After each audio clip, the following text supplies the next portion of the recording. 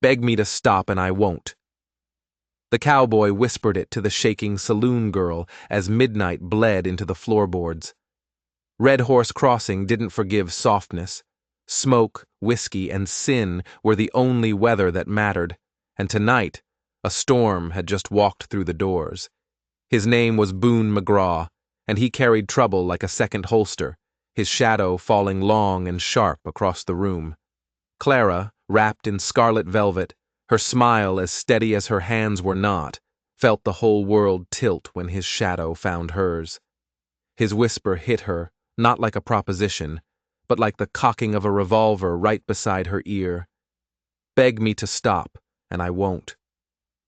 She looked at the hard lines of his face, a map of roads she'd never traveled, and couldn't tell if he was offering ruin or salvation. Or maybe, just maybe, they were the same thing.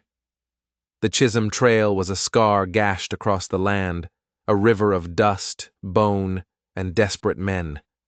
Every town it touched, like Red Horse Crossing, smelled the same: sweat, blood, and whiskey cheap enough to make a man forget his own name.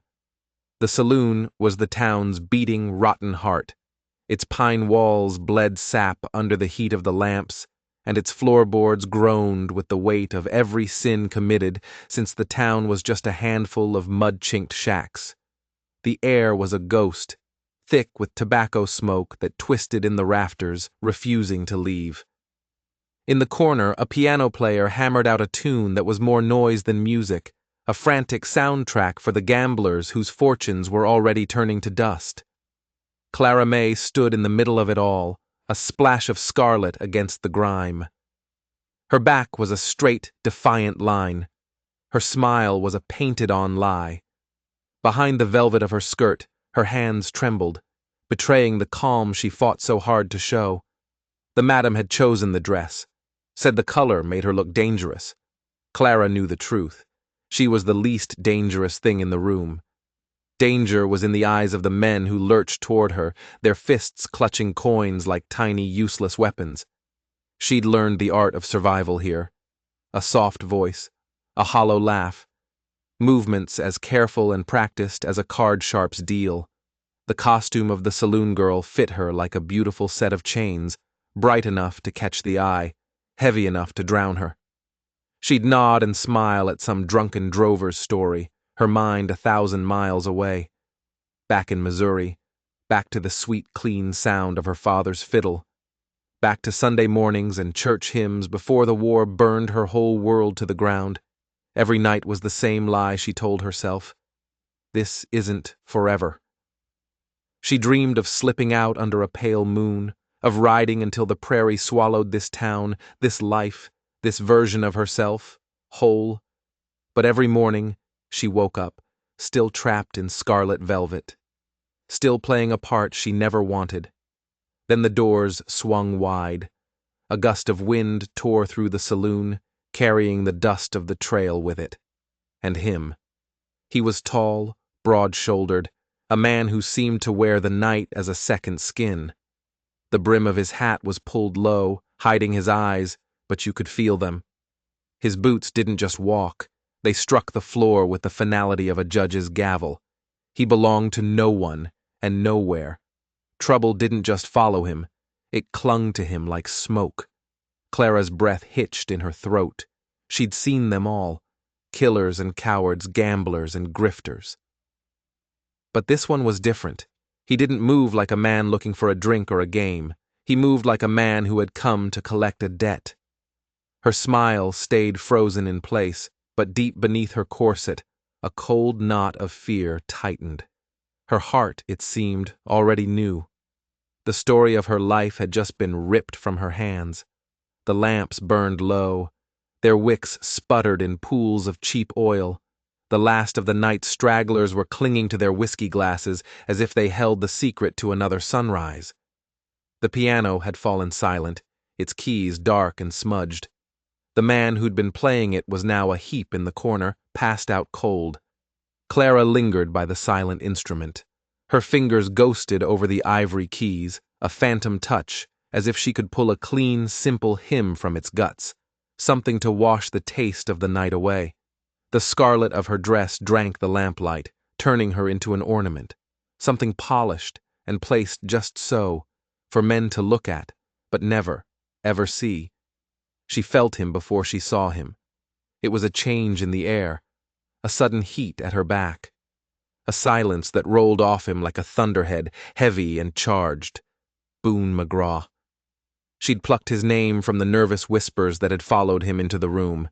He didn't stumble. He didn't leer. He moved with the unshakable confidence of a man who knew any room he stood in was his. He stepped closer. So close the felt brim of his hat brushed against the bare skin of her shoulder. Clara's breath caught, a tiny, sharp sound in the quiet. But she held her ground. She'd learned long ago that showing fear was like bleeding in a river full of sharks. It only made them bolder. Then came his voice, low, steady, like a revolver being cocked in a dark room. Beg me to stop, and I won't. The words didn't just enter her ears, they sank into her bones, sharp and soft all at once. She was rooted to the spot. A part of her wanted to laugh in his face, to shove him away, to prove she wasn't some wilting flower who melted at the first sign of a dangerous man. But her heart was a traitor, hammering against her ribs like a trapped bird. It was louder than the shuffling boots outside, louder than the last bottle being set down at the bar. His breath, warm against the chill of the room, stirred the curls at her temple. He smelled of the trail, leather, gun oil, sweat, and endless dust. It was as if he carried the entire unforgiving prairie inside his coat. This wasn't a request, it wasn't permission he was asking for, it was a warning, a dare, a promise that felt like both a threat and a vow. Clara closed her eyes for a single, shuddering heartbeat. She felt the tremor run down her arms into her fingertips. Run or lean closer. Flee from the storm or walk right into its eye. She had no answer. All she knew, with a certainty that terrified her, was that this man promised ruin, and somewhere, buried deep beneath it, he promised salvation, and she had no way of knowing which one would claim her first. Morning in Red Horse Crossing was a cruel, honest thing. It stripped away the night's soft, forgiving lies and showed the town for what it was. It showed the mud in the streets where gamblers had dreamed of gold. It showed the hollow, haunted eyes of men who'd drunk themselves brave and woken up broken. Clara May stepped onto the boardwalk, the scarlet hem of her dress already dragging in the dust, the rouge on her lips looking cheap and faded in the harsh light. The sun always revealed what the lamps tried to hide. She was tired, a deep-down tired that no amount of sleep could ever fix. The gossip started before the coffee was even brewed, tongues wagging, hungry for a new story to chew on.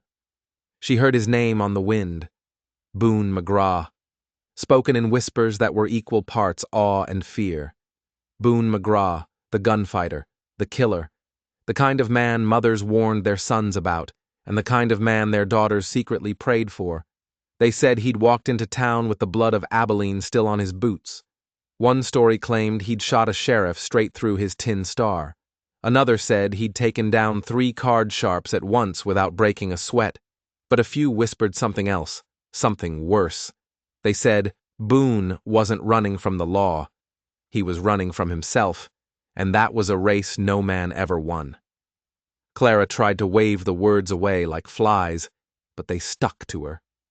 She'd been around enough men to know that every rumor, no matter how wild, was built on a kernel of truth.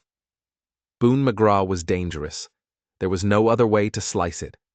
And yet, when she saw him standing across the muddy street, one boot propped on a hitching post, his hat still shading his eyes, her breath just stopped. He wasn't looking at the bank. He wasn't looking at the sheriff's office. He wasn't even looking at the trail that led out of this dusty hellhole.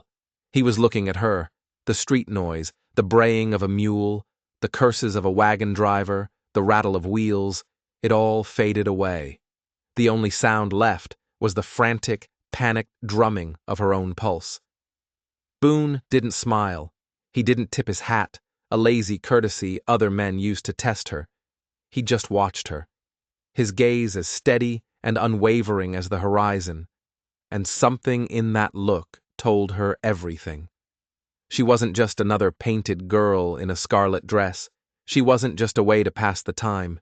He had come here for a reason. She turned away first, forcing her feet to carry her back into the saloon's gloom. But it was too late. The damage was done. For the first time in years, Clara felt seen. Not as the saloon's property, not as a scarlet velvet shell, but as herself. And though every instinct screamed at her to be afraid, a different, more dangerous thought took root. Boone McGraw had found a reason to stay in Red Horse Crossing, and God help her, she was it. The fight exploded out of the saloon's quiet hum like whiskey from a shattered bottle. Loud, ugly, and as inevitable as sunrise. Clara had seen men tear each other to pieces over a bad hand or a stray glance, but this was different. The moment she saw Boone locked in a brutal dance with a drifter, a knife glinting in the dim lamplight, her heart squeezed shut. Steel flashed, fists cracked against bone, and in the end, Boone was the one left standing. But he was bleeding, a dark, heavy stain spreading across the front of his shirt. He swayed, his body a tightrope walker losing his balance, and caught himself on the bar with a grunt. It wasn't a sound of pain. It was a sound of pure defiance. The room watched. No one moved to help. Men like Boone McGraw carried their own darkness, and nobody wanted to get caught in the eclipse. But Clara couldn't look away. Something inside her, something older than the velvet dress and the painted-on smile, started moving her feet. Before she knew what she was doing, before anyone could stop her, she was there. Her arm was around his waist, his weight heavy against her, and she was guiding him, step by staggering step, up the narrow stairs to her small room above the noise. Behind the locked door, the world went quiet. The clamor of the saloon below became a muffled, distant memory. Boone collapsed onto the edge of her narrow bed, a ragged sound tearing from his throat, sweat and dust and blood. Clara lit a lamp, her hands trembling, and got to work. She filled a basin with water, her movements automatic. The tremble in her hands wasn't from fear. It was from the strange, terrifying intimacy of it all. His shirt came away in tatters. His chest was a road map of violence. Scars, thin and white and faded, crisscrossed with others, still jagged and angry. Every mark told a story she didn't ask to hear, but her eyes read them all the same. He caught her staring. His voice was a low rasp, heavy with exhaustion. "Ain't pretty, I know." "Pretty's never been worth much," Clara murmured, her voice surprisingly steady as she dabbed at the fresh wound. "What matters is you're still breathing." The bleeding finally slowed. His eyes found hers, sharp and clear even through the haze of pain. "And what about you, Clara? You wear that velvet like it's armor. But that ain't who you are." She froze. The wet rag dripped onto the floorboards, the sound like a ticking clock. All the secrets she kept locked away, buried deep, suddenly pressed against her throat, choking her. And in the dim, quiet room, she let one slip out. "I used to sing hymns," she whispered, "in a little church back in Missouri. I thought my voice might take me somewhere good." She paused, the memory a ghost in the room. Then the war came, and hunger. Velvet was the only stage left. Boone studied her face, his gaze filled with something she couldn't name. It looked almost like reverence. "Guess we both got scars the world can't see." And for the first time, looking at this broken, dangerous man, Clara believed him. In that small, locked room, their wounds became a bridge, a fragile tether connecting two souls who had nowhere else to put their truth.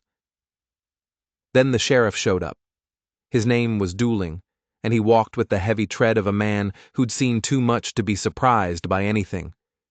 He didn't knock so much as announce his presence with a hard rap of his knuckles that echoed through the quiet saloon. He didn't bother with pleasantries. His eyes, pale and washed out like the prairie sky, found Boone instantly. "A word, McGraw." Boone followed him outside onto the boardwalk. Clara watched from the top of the stairs, her heart a frantic drum against her ribs. The sheriff's voice was low, but it carried on the cold night air, each word a chip of ice. "You think I don't know who you are?" Dooling said. "You're a ghost, a walking, breathing piece of trouble. But this ain't about Abilene. This is about her." Clara flinched. The sheriff's gaze lifted, meeting hers for a split second across the dusty street. "That girl ain't what she seems," Dooling continued, his voice dropping even lower, meant only for Boone. "You're stirring things up that ought to stay buried. She's a ghost of a different kind. You stay, you're not just inviting your own damnation, you're inviting hers." Boone was silent for a long moment. He stood perfectly still, a statue carved from shadow and granite. "What's that supposed to mean?" "It means ride out," the sheriff snapped. "Ride out at dawn and don't look back. Some things are better left alone." He turned and walked away without another word, leaving Boone standing alone in the lamplight. Clara felt a cold dread seep into her bones. She's a ghost of a different kind. What did he mean? The sheriff had looked at her with something more than just a lawman's disapproval. It was something that felt dangerously like recognition. Like he knew the girl from Missouri, the one who sang hymns, the one she had tried so hard to bury.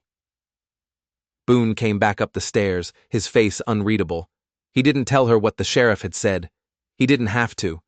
The warning was already in the air, a poison they were both breathing. He sat on the edge of her bed, the springs groaning in protest. He started talking. Not about the sheriff, but about himself. He told her about the men he'd crossed, the blood on his hands, the debts that followed him like his own shadow. Each word was a confession. Each story was a piece of his broken past, and he was laying them at her feet.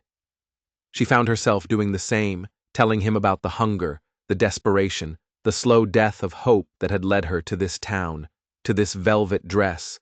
But she kept a wall around the deepest parts, the parts before the hunger, the parts the sheriff's words had rattled loose.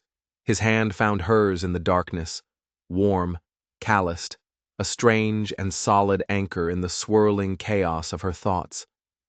"You ain't safe here, Clara," he said, his voice a low rumble. "Not with me."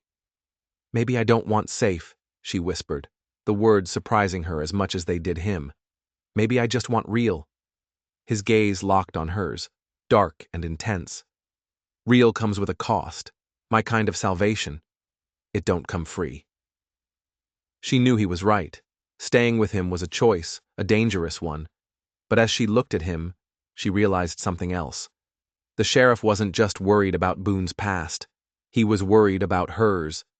And for the first time, Clara understood that the biggest threat in Red Horse Crossing might not be the gunfighter sitting on her bed. It might be her. The next few days passed in a strange, suspended quiet. A holding of breath before a storm. Boone stayed. He defied the sheriff's warning, and with every passing hour, the tension in Red Horse Crossing stretched thinner, tighter. The town watched them. The madam watched them, her eyes narrow and assessing. Sheriff Dooling watched them, his face a grim, stony mask. Clara felt like she was living on a precipice. With Boone in the quiet of her room, the world shrank to the space between them. He was gentle in a way she never would have expected. His hands, capable of such swift violence, could be incredibly tender. He never pushed, never demanded.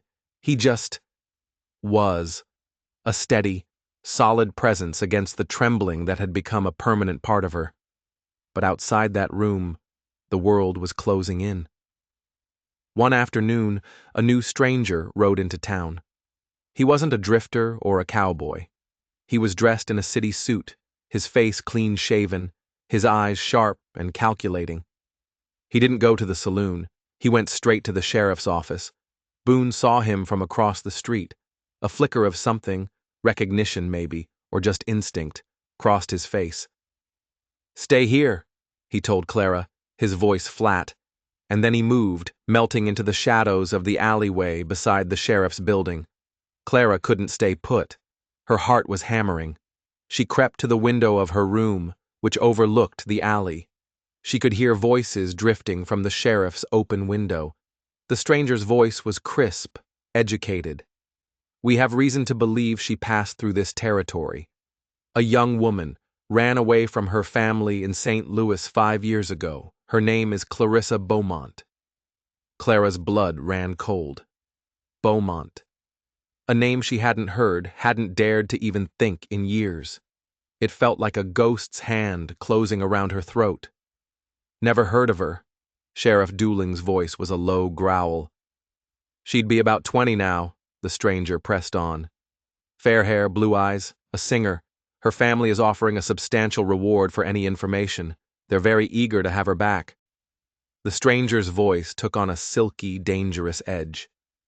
"Especially her fiancé, Mr. Jedediah Kane."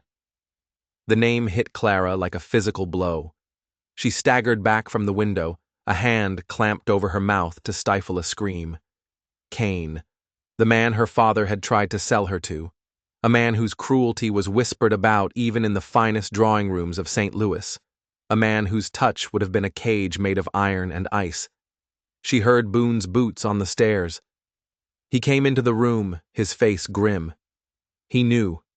He had heard it all. He looked at her, and the question was in his eyes. Tears streamed down her face, washing away the painted-on calm, the years of careful pretending. The story came pouring out of her, a flood of truths she had kept dammed up for so long.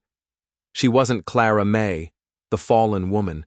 She was Clarissa Beaumont, the runaway heiress. She had fled a gilded cage, a monstrous father, and a marriage that would have been a death sentence.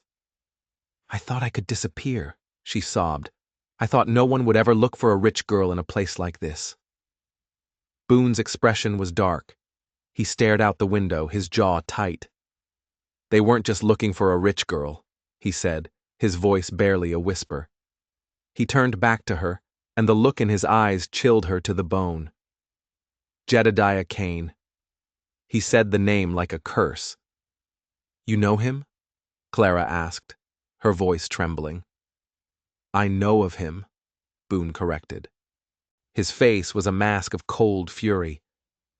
"The men I tangled with in Abilene, the ones who've been dogging my trail for months, they work for him. I crossed one of his operations. I didn't know what it was at the time, just that it was dirty." The terrible truth slammed into place, a puzzle of horror and coincidence. Boone hadn't led the trouble to her door. In a way, she had led it to his. They were both running from the same man, the same monster. "He's not just a fiancé, Clara," Boone said, his voice deadly serious. "He's an empire builder. He buys land, people, souls. And he never ever lets go of what he considers his." A sudden, sharp knock on the door made them both jump. It was Sheriff Dooling. He didn't wait for an invitation. He pushed the door open, his face pale, his eyes burning with an urgency she'd never seen before. He looked from Boone's grim face to Clara's tear-streaked one. "The Pinkerton is just a scout," he said, his voice ragged. "I bought us some time, told him he was on a cold trail, but he's not the real threat. Kane's men are coming. A dozen of them. They'll be here by nightfall." Clara stared at him, bewildered. "How do you know? Why are you helping us?" The sheriff took off his hat, crushing the brim in his hand. The tough, unyielding lawman seemed to crumble, revealing the tired, guilt-ridden man underneath. "Because this is all my fault," he said, his voice cracking. "My name isn't Dooling. It's Daniel Ayers. 5 years ago, I was a guard on your father's estate in St. Louis." The world tilted again. Clara could only stare.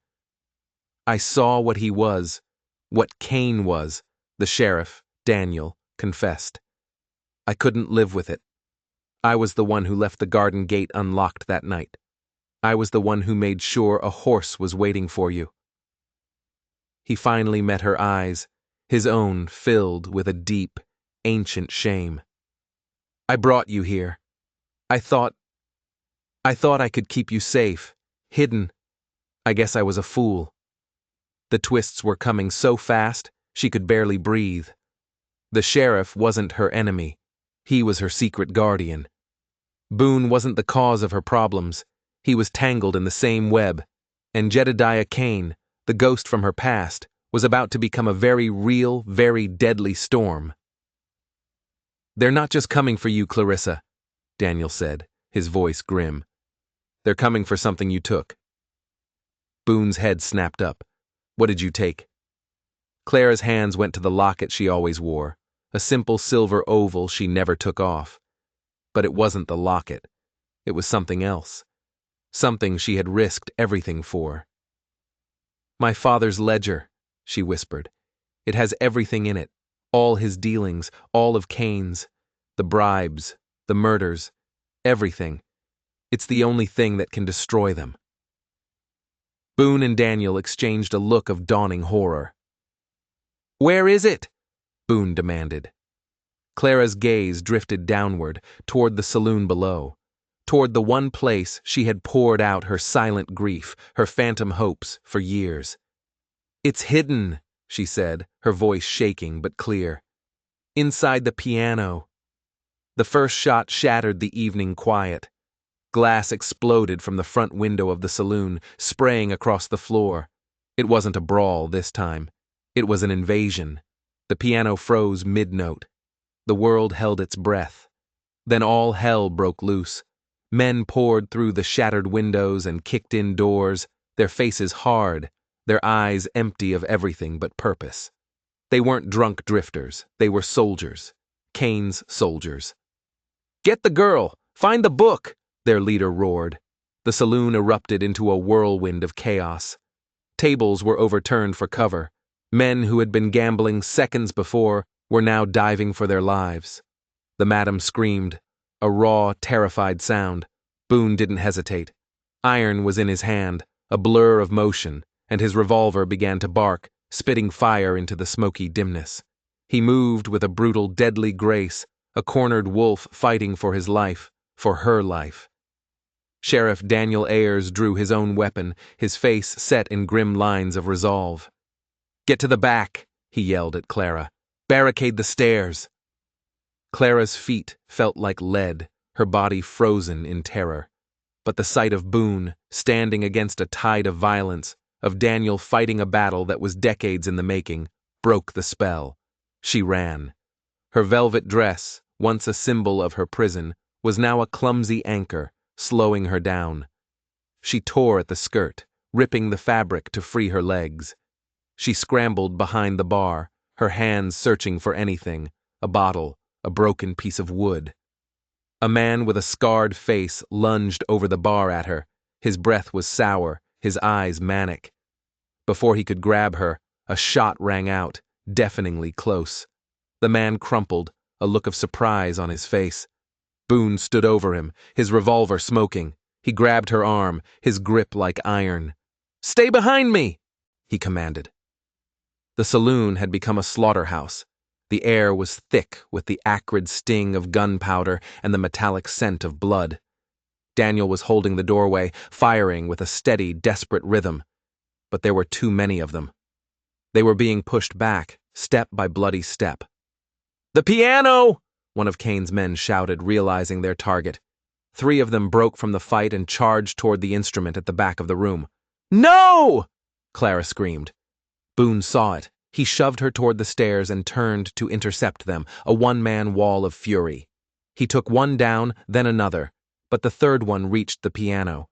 He brandished a heavy axe, ready to splinter the instrument and the secrets within it to pieces.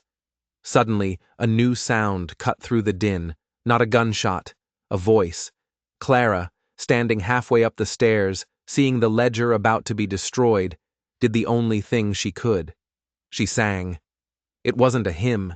It was a single, pure, high note that soared above the chaos, a sound so unexpected, so achingly beautiful in the midst of the ugliness that for a single, insane moment, everyone froze.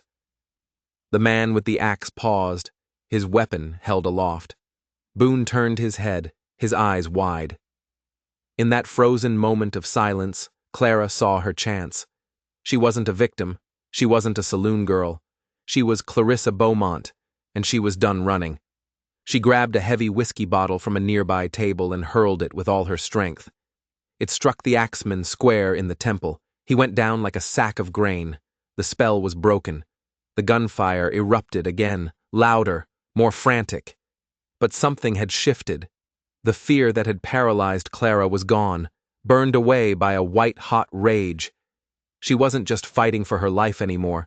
She was fighting for her freedom, for Boone, for Daniel, for the girl who used to sing hymns in a little church in Missouri.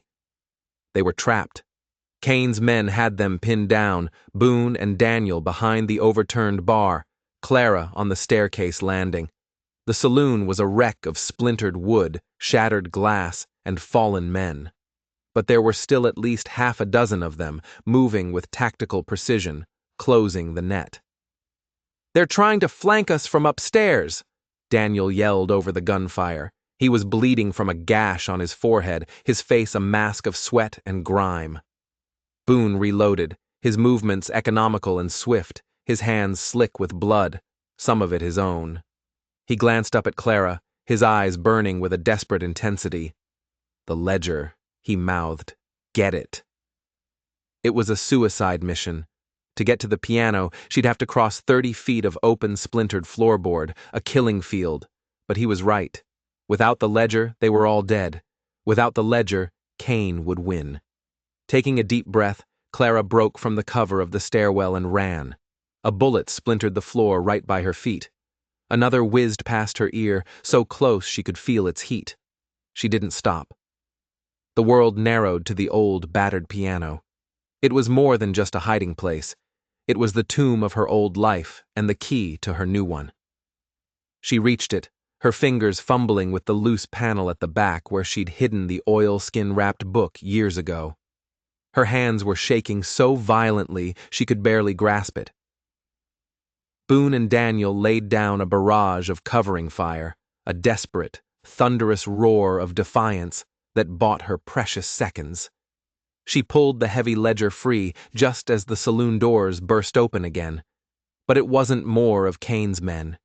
It was the townspeople, the blacksmith, the stable owner, the old prospector from the end of the street. They stood there, armed with hunting rifles and shotguns, their faces grim and uncertain. They had heard the sounds of a war breaking out in their town, and while they might not have loved their sheriff, they weren't about to let a private army of thugs take over. The tide had turned. Kane's men, caught between two fronts, hesitated. That hesitation was all Boone needed. He vaulted over the bar, a primal yell tearing from his throat, and charged. It wasn't about tactics anymore. It was about raw, untamed fury. He became a whirlwind of motion, his fists, his boots, his empty revolver used as a club. He was buying time, not for himself, but for her. "The telegraph office!" Daniel yelled to Clara, shoving a pistol into her hand. "Go! Wire the marshals in Fort Smith. Tell them everything. Use my name." Clara clutched the ledger to her chest and ran for the back door. The last thing she saw as she plunged into the night was Boone, standing alone against 3 men, fighting like a demon, his body a shield between her and the hell they had unleashed. The telegraph office was at the far end of town. The streets were dark, deserted. Every shadow seemed to hold a new threat. Clara ran, her lungs burning, the heavy ledger banging against her ribs. She could still hear the gunshots behind her, a terrible fading rhythm that sounded like a dying heartbeat. Boone's heartbeat. She burst into the telegraph office, startling the night operator, a skinny kid with wide, terrified eyes. "Send a message," she gasped, slamming the ledger down on the desk. "To the U.S. Marshals, now." Her fingers flew as she dictated the message, pulling names, dates, and crimes from the ledger's damning pages. A web of corruption so vast it reached the highest levels of government. The operator's fingers clicked and clacked, sending the sparks of truth out into the darkness.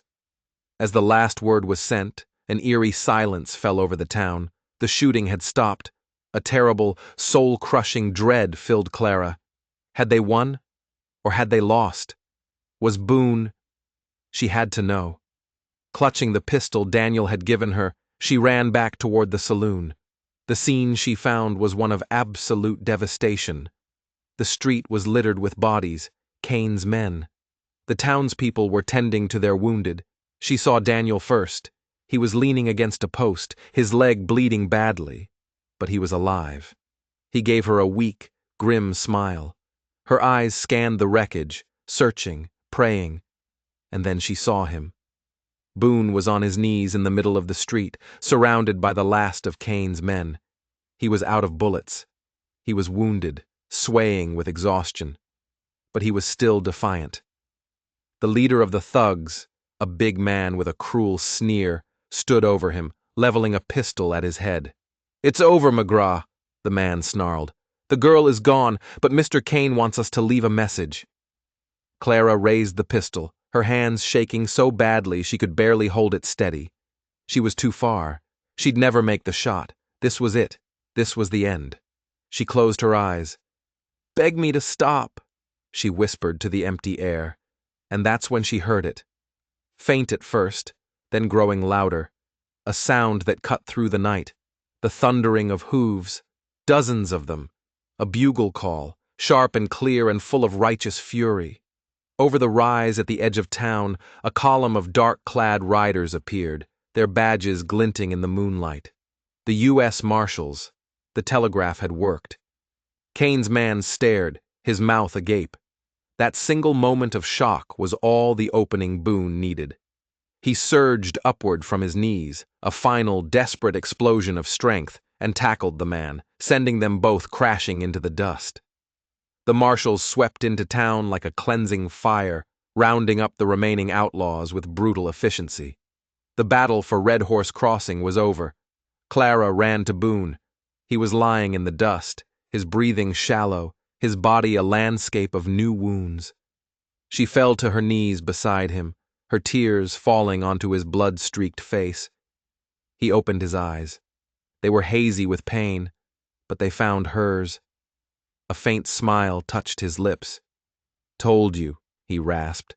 "My kind of salvation. Don't come free." The sun was rising, washing the prairie in pale gold and soft pink. It was a new day, a day that felt impossible just hours before. Red Horse Crossing was battered, bruised, but it was still standing. The townspeople, united by the blood they had shed together, were already starting to clear the wreckage. The captured outlaws were bound and guarded, waiting for the long ride to a federal prison. The ledger was in the hands of the lead marshal, a man with eyes that had seen everything and a jaw that looked like it was carved from stone. He'd assured Clara that the information within it would detonate a scandal that would burn Jedediah Kane's empire to the ground. It was over. The hunt was finally, truly over. Clara stood with Daniel Ayers. She couldn't think of him as Sheriff Dooling anymore, on the boardwalk, watching the morning light chase the last of the shadows away. His leg was bandaged, and he leaned heavily on a crutch, but his eyes were clear for the first time since she'd met him. The weight of his long-held secret was gone. "What will you do now, Clarissa?" he asked quietly. She looked out at the endless expanse of the plains. Clarissa Beaumont was a ghost, a girl from a different life, a different world. Clara May was a costume she had worn to survive. Neither one felt right anymore.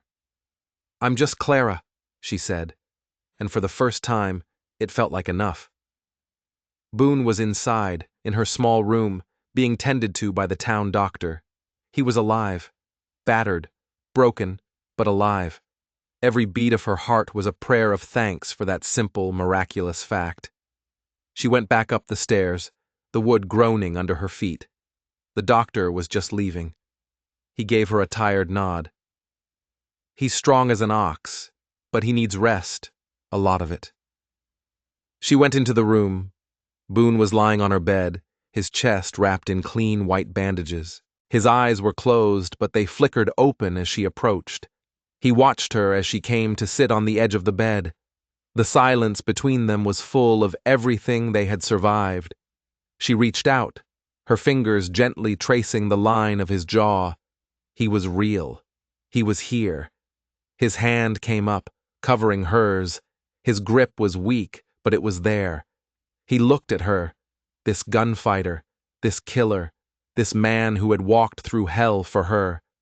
The lines of pain on his face couldn't hide the raw, unguarded emotion in his eyes. His voice, when he spoke, was a low, rough whisper, filled with a weight that settled deep in her soul. "Beg me to stop loving you," he said, "and I won't." The words, once a threat, a dare whispered in the dark, were now the purest vow she had ever heard. Tears blurred her vision, but her voice was strong when she answered. "Then don't stop," she said, her palm pressing over the steady, battered rhythm of his heart. "Not ever." In that small, quiet room, above a town that had been saved and reborn, with the promise of a new day stretching out before them, Clara knew she wasn't just a survivor. She was free. And she wasn't binding herself to a dying man. She was anchoring her future to the only man who had ever truly seen her, not for the name she'd been given or the role she'd been forced to play, but for the woman she truly was. Together, they had faced the ruin, and together, they had found their salvation. If you enjoyed this story of courage and destiny on the untamed frontier, click the video on your screen now for another unforgettable tale. Don't forget to hit that subscribe button, and if you can, consider a super chat to help us keep bringing these stories to life. Your support means the world. Thank you for watching.